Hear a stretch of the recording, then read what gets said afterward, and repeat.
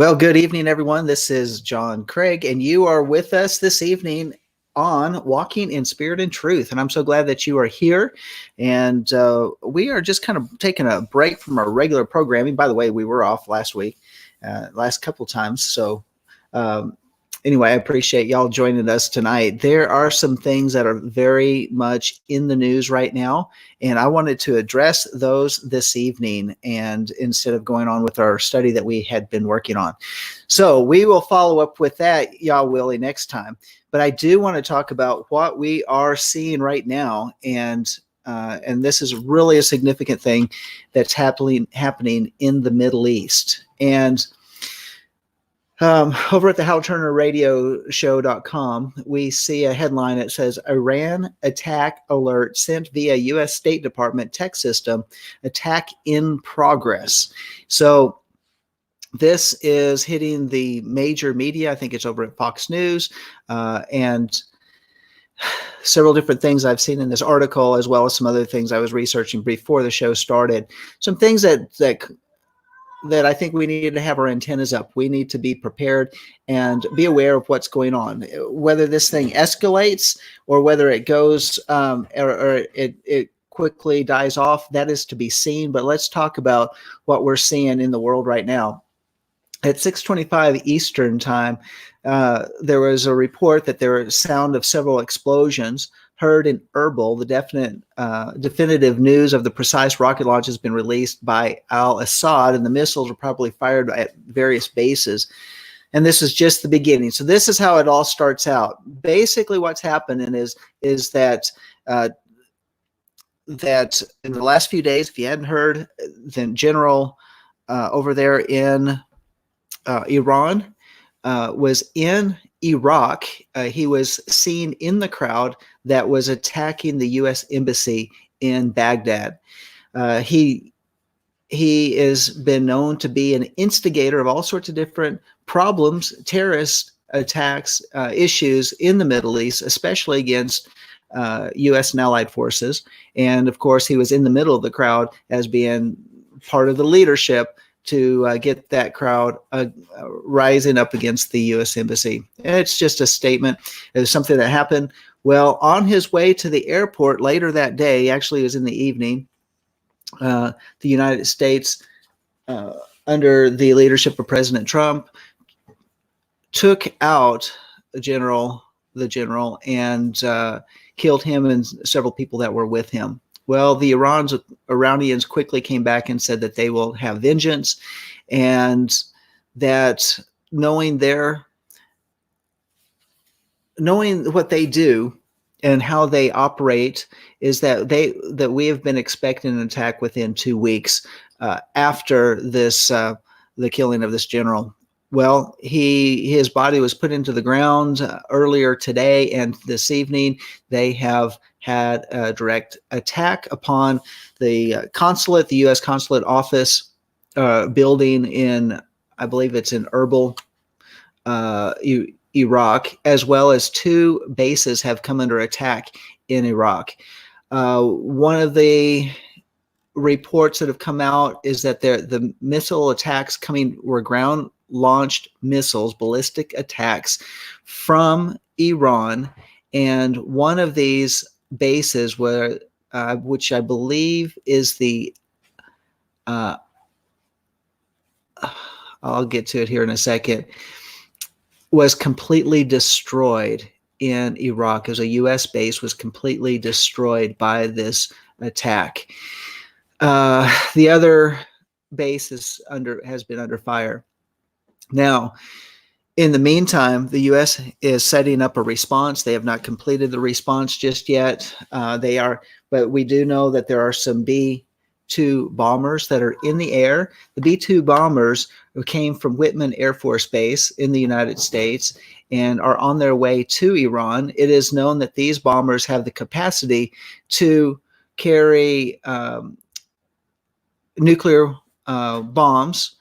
Whether they're tactical or they're wide range in terms of their damage, they can carry both. So those are in the air as we speak, as well as that there has been multiple, or shall we say, a cluster of C-130s that have also been launched from the East Coast, and they are heading across the Atlantic as we speak right now. And seen earlier today in the daylight, U.S. submarines that were in the Pacific Ocean were observed going through the Panama Canal to cross over into the Caribbean, in the Gulf of Mexico, into the Caribbean Ocean. We don't know where they're headed, of course, at this point in time, but they are heading east. So this escalation, it seems like it's possibly could be a big escalation in the Middle East. It could stay regional, where the Iranians will attack and do a certain level of attack on the U.S. interests in the Middle East.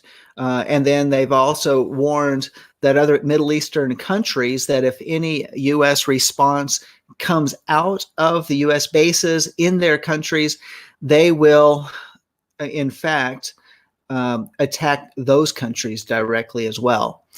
So we know that the Iranians mean business. We know that the U.S. bases have come under attack. We do also know that several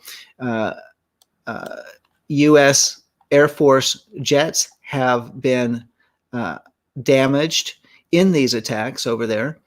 And we also know that I believe there was some launch of jet fighters from the Incirlik base in Turkey heading towards Iran. So there's supposed to be a message coming in that the president is supposed to go live at some point in time this evening to talk about what all is going on. The Committee of Eight, or whatever you want to call them, which consists of both congressmen and senators, did meet earlier this afternoon. And at which point in time, one report was that Nancy Pelosi left that meeting kind of solemn looking and did not speak to any reporter on her way out, which she always likes to talk to reporters. So it was pretty grim report, I think, of what they were actually talking about. So currently what we're seeing in the world is that there has been a response in crude oil has jumped up, not much at this point in time, but it has gone up to 65.20 which is like 3.99%. So it's increased per barrel, as well as there's been a jump in the Tokyo Stock Exchange, or actually a drop. They've lost 2.4% in their stock exchange right now. There's also a report that gold had jumped up, I believe, maybe like $12 an ounce. So the markets are reacting, they are moving, but these small percentages, in my opinion, are not much at this point in time. So is this the beginning of World War III, you might be asking? Is this something that's going to escalate into something more? Is Israel going to come under attack? These things we don't know. We do know that Iran is threatening Israel. They are threatening because they believe that the attack on the general was also part of the instigation of Israel. And so, of course, everybody's monitoring the situation. So far, there have been no missiles launched towards Israel. It's all simply been at the two Iraqi military bases. At the point in time that I was going through here, there was the initial reports were that there were over 100 U.S. military servicemen that had been killed from the original attacks. They had been on high alert. In fact, they're on high alert on all U.S. bases in the area, and they had been because of the threats from Iran. Because the United States said this is serious, and we are taking their threats seriously. So it looks like the number of on radar of these C-130s, we don't know how many. It just says that a herd of C-130 Hercules transport aircraft took off from the East Coast earlier today, and there is a radar thing over there at halturner.com showing what is going on there. So that general's name, by the way, was Soleimani, or Soleimani. And so the next thing that's going on in Iran particularly is that, according from a source inside the Iranian Republican Guard, reported that 56 Iranian Republican Guard commanders have been arrested by their intelligence organization. So, in other words, the Iranian Republican Guard was believing that these were all spies within the organization and that they've been arrested. And there is also a report that last April there was a major defective of members of the upper leadership, that at least 7 of the leadership had bolted the country. So that's kind of an interesting thing as well, that that they are wanting to shut down any type of leaks that are going on within their own commands, and they believe that these people were leakers of information. Now, I did see a video over on howturner.com, which you can go over there and look at it for yourself, and where they were launching missiles from the ground-based locations, and I think it was about 48 hours ago, there was talk that they were fueling these missiles. So now I guess these are probably the same missiles that were launched. These were a multiple barrage. Now, reports said it was about a dozen, but when I watched the video, there were a lot more than a dozen firings of these ballistic missiles coming up from Iran, heading towards the U.S. Iraqi bases. So so how do we look at it, and what do we need to do right now, and how is this going to affect us, or what should we be looking for? Of course, one of the things that we need to look for is that I don't think at this point in time that there's going to be a full response of outright complete escalation of war until we might see some other players join together with Iran. And who are those other players? Well, those players would possibly be China, Russia, and North Korea. We know that there's been some type of relationship between Iran and North Korea in the past, in terms of the exchange and the building of nuclear weapons and the development of these nuclear weapon systems. We do know that China and Russia have continued trade in spite of the sanctions that have been placed upon them, upon Iran. And we know that they have continued to trade with Iran, and that's how Iran has continued to get much of their income coming into their nation. You'd think by this point in time, the severe sanctions that President Trump had put on them would have pretty much crippled the nation, and they have had shortages, and there are cutbacks in that nation, but still they have quite a bit of money flow, because Iran is one of the largest oil producing nations in the world, and they've been using that and still selling it in the market. The other thing that and I'll get back to now, why is it important for these countries? Well, I'll get back to that in a second.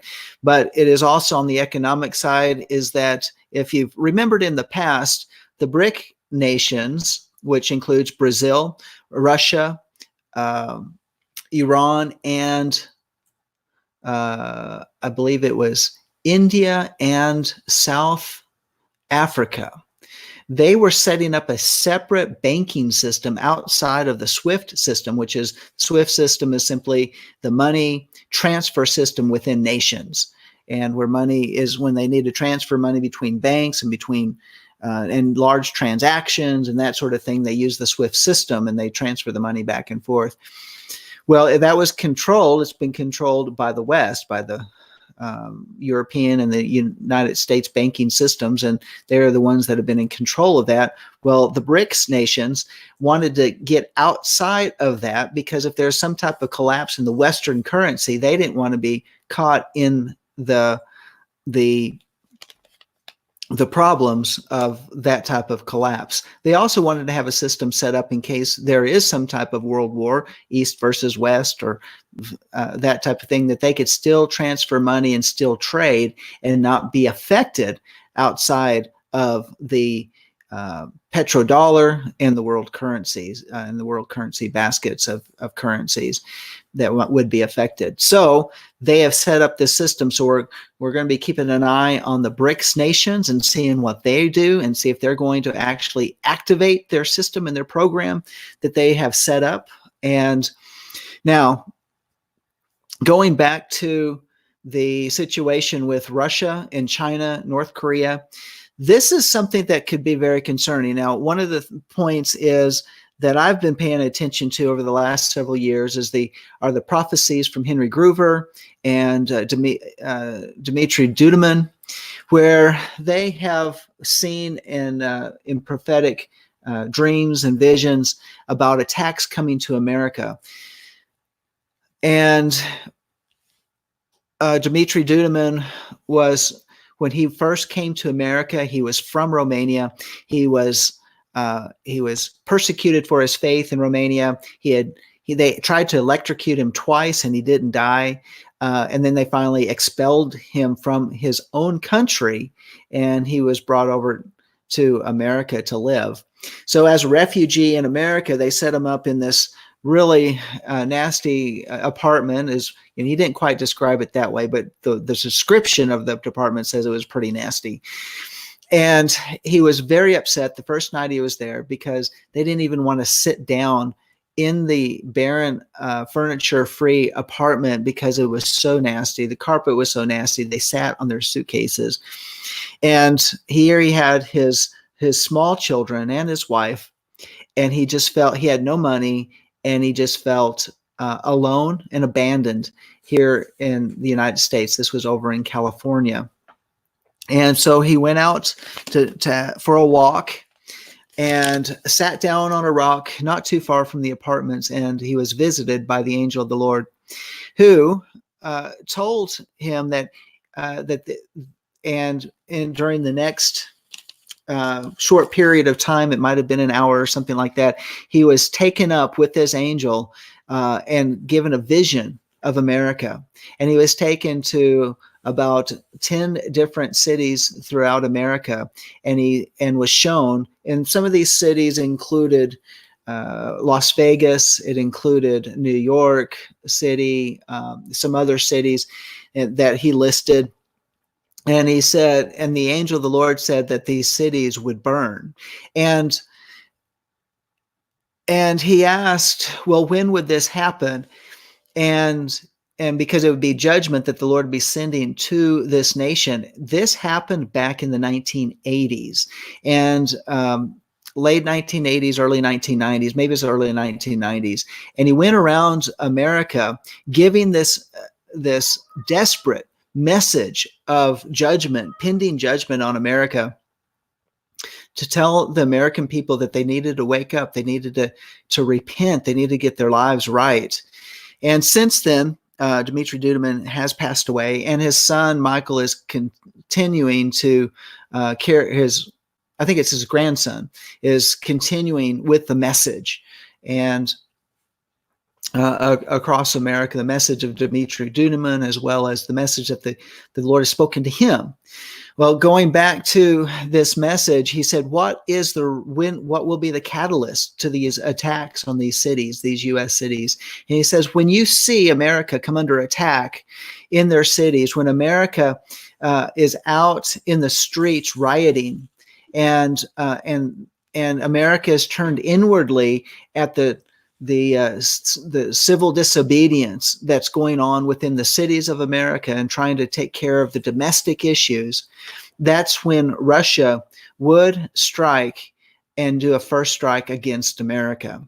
There have been reports that Russian subs have been sitting off the East Coast and probably off the West Coast. I've heard more so on the East Coast, and as well as the Gulf Coast, where they have been sitting and monitoring and hiding and just sitting in preparation off our coastlines.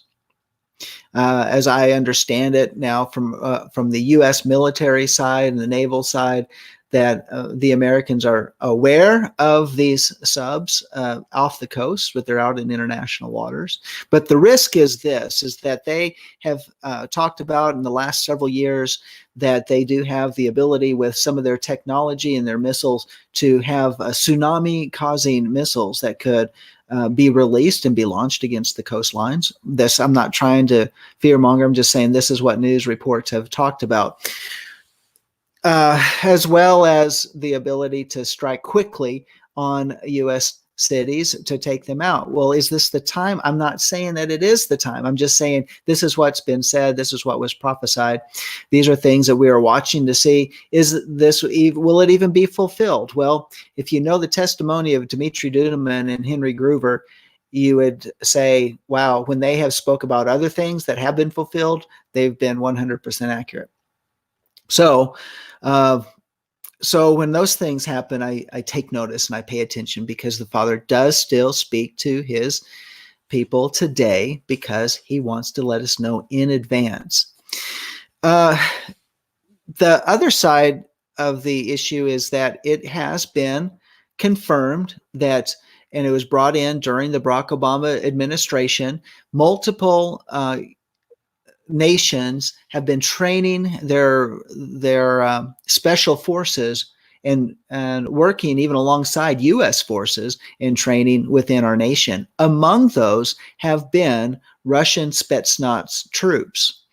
There have been multiple reports, especially out of Colorado and Wyoming, where people have come across these Spetsnaz troops, and of all things, these people speak English with Midwestern accents. I mean, this is they are able to train their troops to speak English without accents, as well as they're integrated within our society. They have had a lot of Russians that have come and moved in. And if you look at some of these television series like America with a K, it all talks about how these Russians have come in and they've raised their children been born in America and that type of thing. So they have just become part of our American society, but not loyal to America. They are actually planted here, just like Iranian sleeper cells that have been here for many, many years. These are things that we're watching and we're paying attention to, because now with these threats that are coming from Iran, part of the threats are they will strike Americans wherever they're at. Of course, Ilhan Omar, which I think should receive a knock on her door, came out yesterday. This broadcast is on the 7th of January. And she is the representative from Minnesota who comes out, who is Somalian, who has had a very controversial background, but nevertheless, she's also been one of the squad who has been speaking outright against President Trump and even American values since she was elected into Congress in 2018. She came out and said straight out that because President Trump made this attack on this General Soleimani, I call him Soleimani. He said that, or she said, well, President Trump, because he did a direct attack on this general, should make sure. Well, this is a time that he needs to make sure that his Trump towers and properties should be protected against any type of Iranian attack. And in fact, this is a time that he needs to completely separate himself from his own businesses, so as to protect the people that work there, and et cetera, et cetera. Anyway, basically, she could have been saying, "Hey, Iranians, you should attack President Trump to get to him directly, attack his properties directly." And so, not cool. And I think that is more of the instigation of division within this nation that we don't need, and we don't need to, we don't need that during a time when the United States needs to come and be unified as a nation. Now, I don't want to say that I agree with the response of President Trump against Iran, or do am I against what he's done? I'm not taking a stance right now. And I do think that this general was very much a threat against our U.S. troops, as well as other U.S. U.S. Locations, properties in the Middle East and around the world, that his threats are a threat to U.S. personnel. And I think we have to make some type of response at some point in time, that there has not been proper response from any of the prior presidents against Iran when they've continued to make these death threats against us, that someone needed to rise up and say, we're not going to take it anymore. And I do stand with President Trump for his stance to say, no more. And just like, what President Trump has said,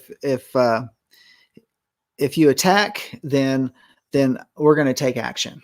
And so that's what President Trump has done. And finally, we got a president in there that actually take action. Now, I do want to say this as well. We need to pray for President Trump. We need to pray for our military leadership of this nation, because their responses could bring the whole world to the brink of war. Now, going back to the Russians, we're talking about Russians being in the United States. Right now, there are Chinese that under the blue helmets of the United Nations that are on our northern border. They are on our southern border. They are actually within the United States. And it's not just a few hundred. There's several thousand of these Chinese troops that are out there as well. We're talking about a Red Dawn type of invasion. If Iraq is able to join together with Russia and with China, and like I said prior, North Korea, I think they're going to try to do a couple different fronts, possibility 1, possibility 2 of the fronts. One of the fronts is that they could do a Red Dawn type of invasion where they already have troops close. They could have launched some type of invasion or some type of havoc within our nation, and where within our own borders, we will become distracted from what's going on in other places of the world. The other side of the story, and this has been in the news in the last couple of weeks, is how the United Nations has come out and has had a negative response to President Trump's taking out of General Soleimani. And as a result, we also know that there's some other things that have been going on with the United Nations, and they have been directly involved with Virginia and the setting up of the current House bills and Senate bills within the state of Virginia to take the guns from the citizens of Virginia. If you can couple that together with the United States or the United Nations their gun treaties, where they want to remove guns from the private citizens. And you can see that the actions of Governor Northrop, I think that's what his name is over there in Virginia, you can see that his response is pretty much in line with the United Nations.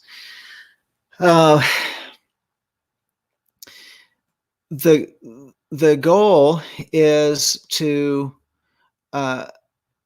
probably a test case to see how Virginia responds and reacts to these martial-like laws that they want to bring about against the citizens there, to see if they can roll those out in the other states. We know that California, with their so-called Democratic Party complete control, which is their Democrat communists, in my opinion, they have signed a treaty with the United Nations to where they are set up to be protected by the United Nations if there is some type of outbreak or civil insurrection, or President Trump tries to do something to bring California back to sanity, that they have the ability to call upon the United Nations, which in essence and by itself is a, a civil war. Yeah. So that's another aspect. Okay, what else do we have going on? We also know that the Iranians have been instigating their wars through proxies like Hamas out of the Gaza in the south of Israel. We also know that they've been working out working through Hezbollah in Lebanon in the north. Hezbollah has been involved in Syria in a lot of the things that have been going on there. And so we also know that they've had sleeper cells here within the United States. If they needed to cripple the United States and actually cause more problems in the streets, then they would need to go against the infrastructure within the United States. Well, what infrastructure is vulnerable? Well, we have power plants, power substations, we have dams. Those are probably the first places that they would attack in order to bring about some type of chaos and confusion. Because if you don't have power in the cities, and that's where the dangerous part is in the big cities, if you don't have power, then the supply chains start to break down. You don't have a way to refrigerate the food. There's all sorts of different things that can take place. So, and you can take down the water supply, and where people cannot get water. You don't have water, you die. You don't have food, you die. And so these are some things that you may be looking at if you don't have any short-term supplies, let alone long-term supplies. This might be a time, not in a panic mode to go buy up a whole bunch of stuff, but to go and get some long-term food storage, get some water in case, which is just smart. A lot of people do that during the winter time, during blizzard times, during hurricane season, tornado season. Anything can happen. Earthquakes can take out supply chains, supply lines, all of these different things. It's just nice and it's good to have supplies. And it's something that you might want to consider doing, because if the grid is taken down because of some type of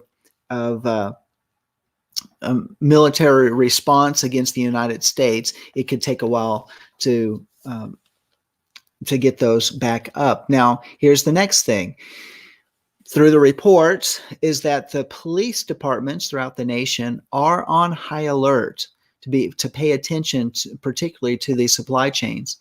In California, we were talking about dams, and there are two particular dams that are, one is devastating, and if it were to be taken out, it is the Orville Dam in California, and I believe it is the largest dam in America because of the height of the dam and how much water it's holding back.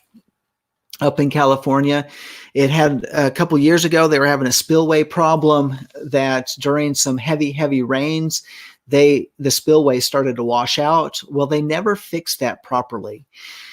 If the dam were to go, the people that live downriver, there's about 1 to 2 million people that would be affected. That's possibly 1 to 2 million people either displaced or washed away. That's how big of a deal it is. The water would come down the mountains at about 60 miles an hour, and it would simply wipe out towns and farmland all the way through to Sacramento, and then all the way out to the sea. So there's that's one area that's very that would be affected. The other one is more symbolic, and that's Hoover Dam. And I'm sure the United States has set up ways to protect that. But these are just kind of things that they could do against us. Also, there is, let's see, I wrote down some other notes and some things that I picked up along the way.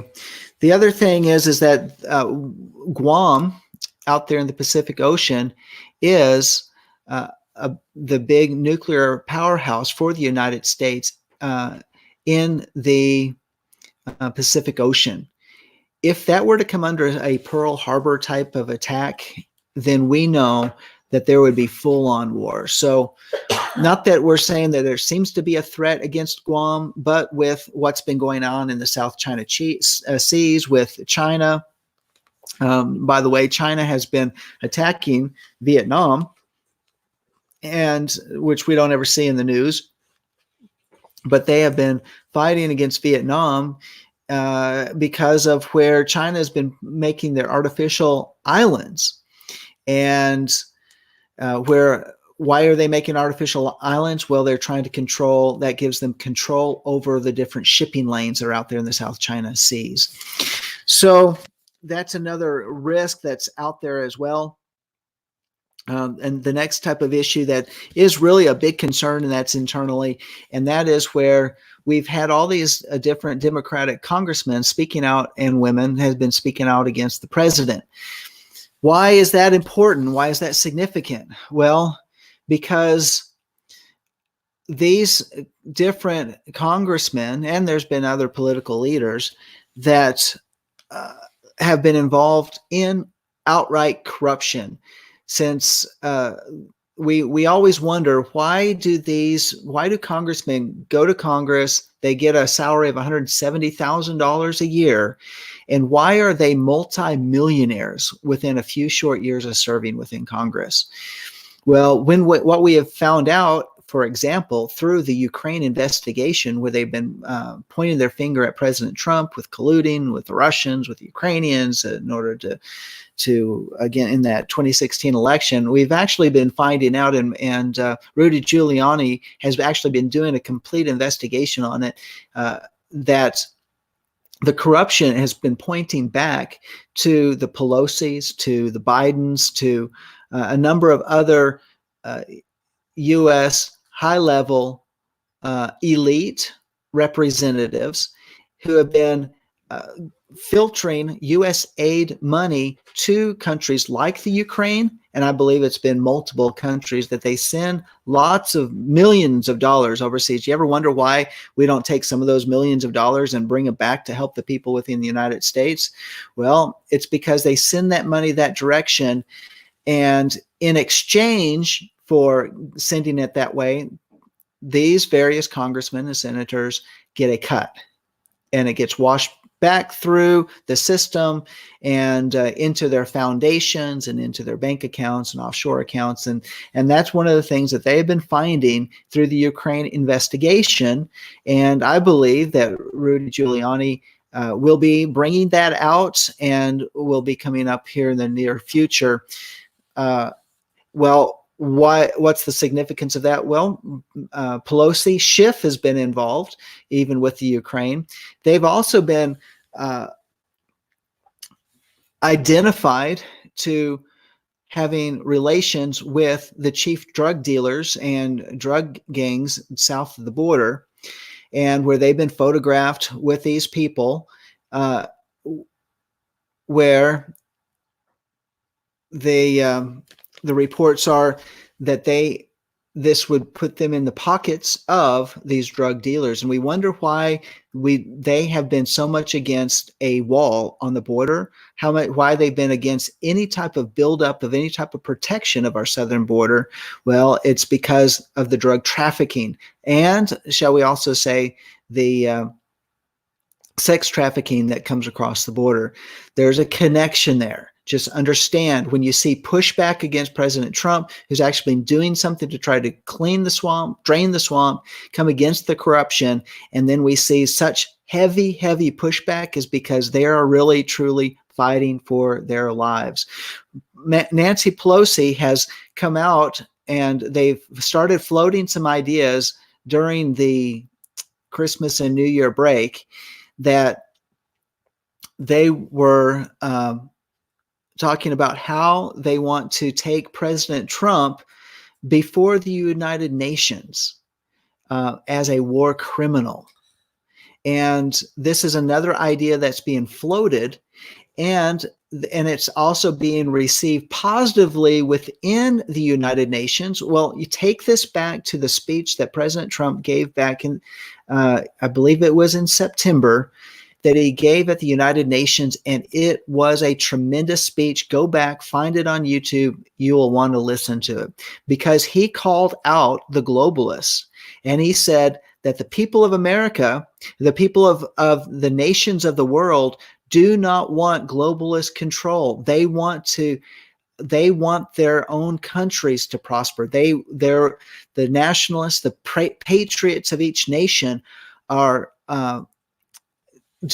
rejecting the globalist policies and controls that they've been subjected to. And that's why many nations in the world have been falling in line with what's been happening in America with the election of President Trump, with the Brexit movement that's over in Great Britain, with what's happened in Brazil in electing the populist president there.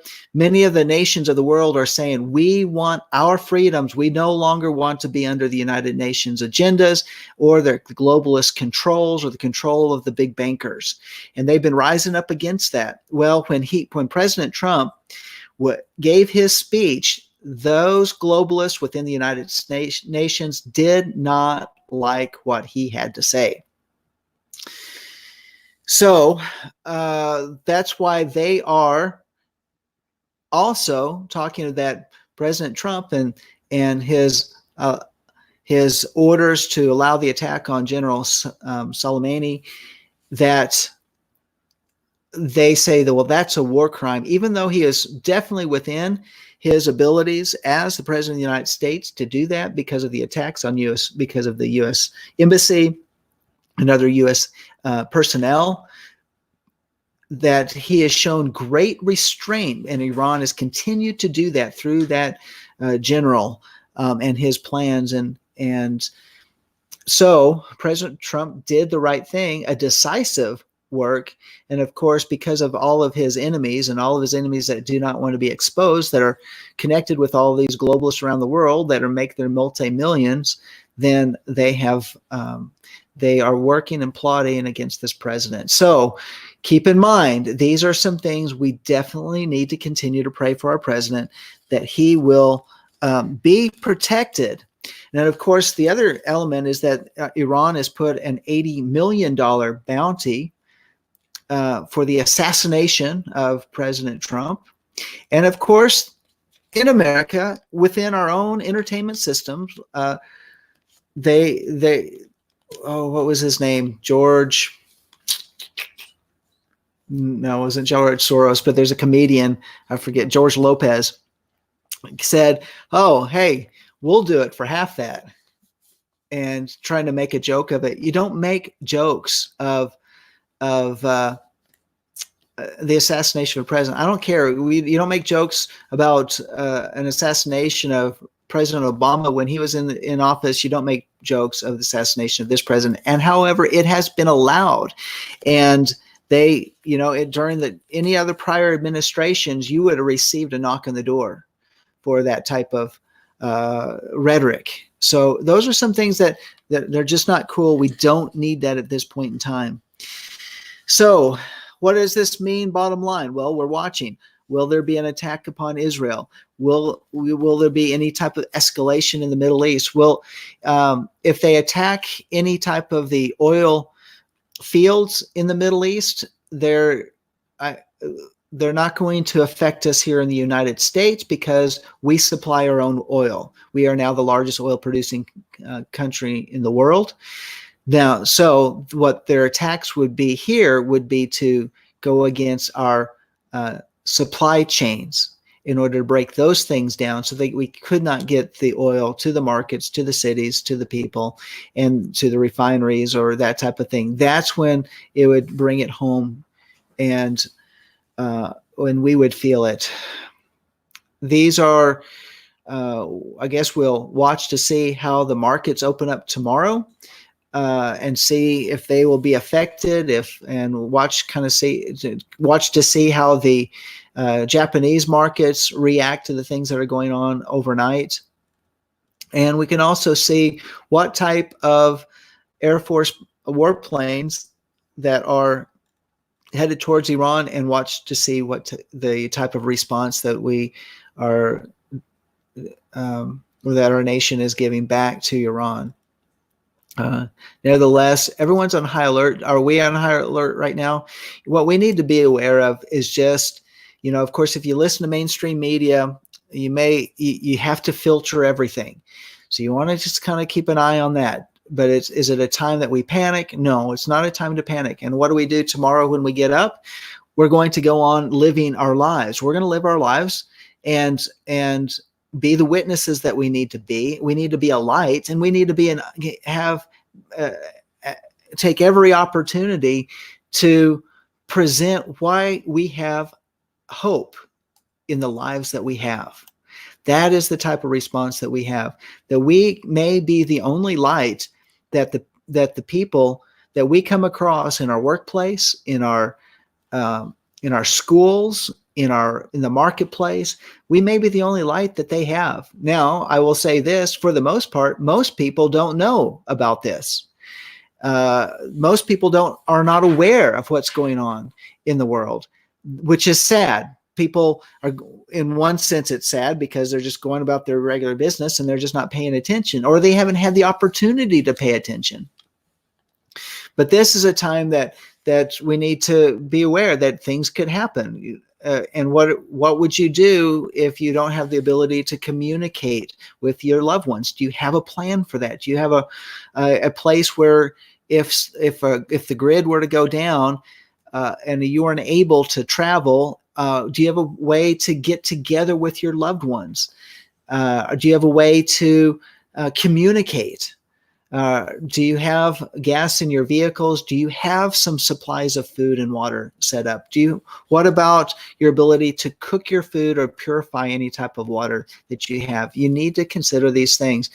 If you've been in the Messianic Hebrew roots communities for any period of time, you know that this type of message it kind of echoes out there among the groups, because it's probably one of the better groups that actually talk about preparations and how to live. Those of us that have been participated in Sukkot, and especially in the Sukkots where there's large gatherings, that this is often one of the classes, one of the topics that they have is how do you live, and you live in tents, so you kind of learn how to survive outside of most modern conveniences. And so we need to, again, some things that we need to consider. So anyway, those are some things that I wanted to pass on. This is timely information. If you want to share it on your social media, let people, just to get people thinking, am I correct in everything that I'm saying? Are they going to go just like I'm saying? I don't know. These are just all possibilities. These are all just things I think outside our regular everyday living, things that we need to be thinking about. Could this go south very quickly? Yeah, it could. Could it escalate?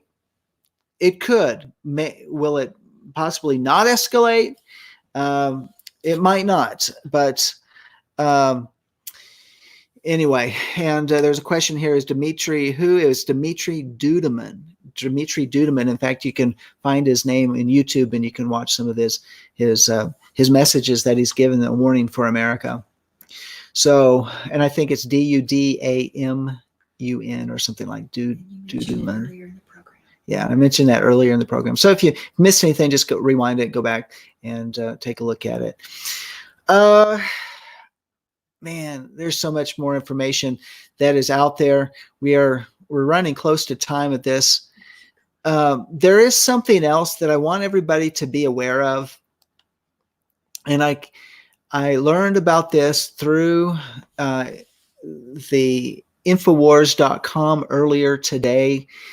And that one of the reporters that is in Infowars, he's actually does some of the news hosting for Infowars and some of the other different shows that they have.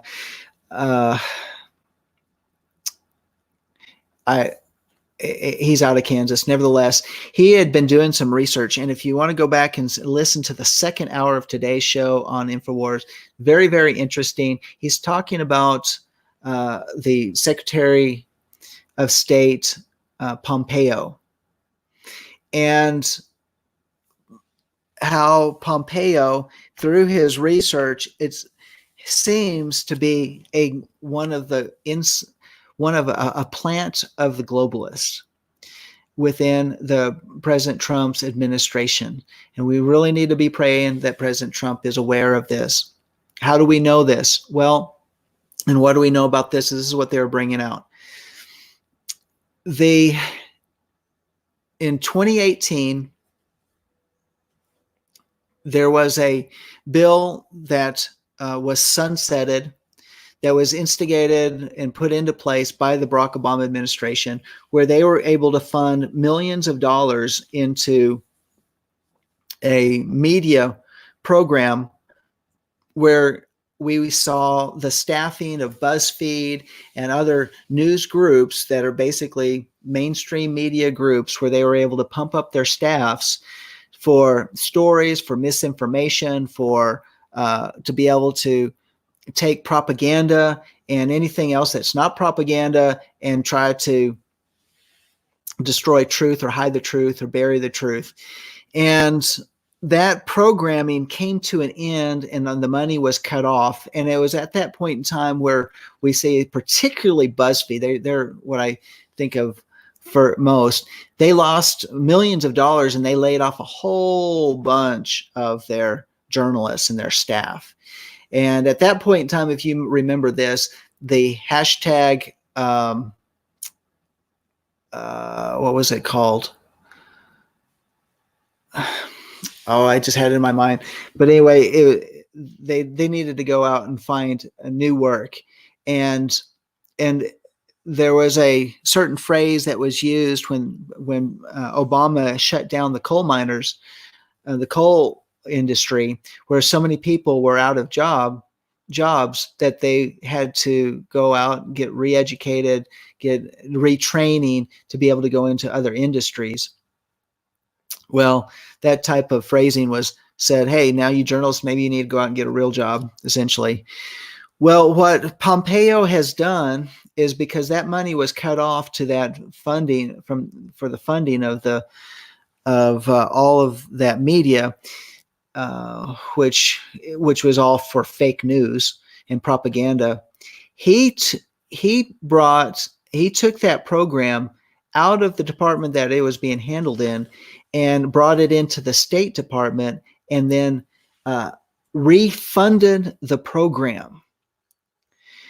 Well, we say, okay, so Pompeo has been part of the continuing of the fake news programming that we have out there, that's coming from multiple different media sources, to continue the anti-Trump rhetoric and anti-nationalist, anti-patriotic type of programming, the anti-gun, the pro-abortion, all of that type of information that's out there, the pro-vaccination.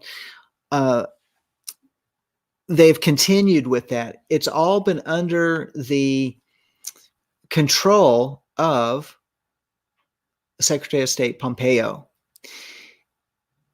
How do we know that he's connected to the globalists and these type of things, and that he is a neocon, so to speak? A neocon is a new conservative, which actually follows the philosophy of the Trotskyites, which is, yes, that's what instigated the revolution in Russia.